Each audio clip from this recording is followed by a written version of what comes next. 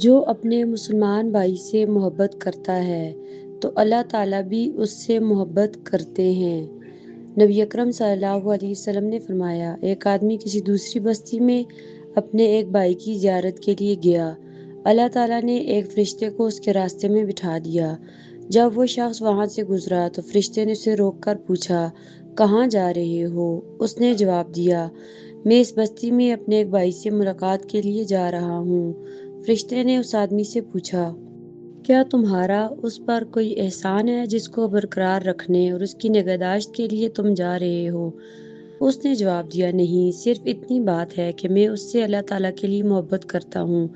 فرشتے نے یہ سن کر جواب دیا، میں اللہ تعالیٰ کی طرف سے تمہارے پاس بھیجا گیا ہوں تاکہ تمہیں اطلاع دوں کہ اللہ تعالیٰ بھی تم سے ویسے ہی محبت کرتا ہے جیسے تم اس بھائی سے اللہ تعالیٰ کے لیے محبت کرتے ہو۔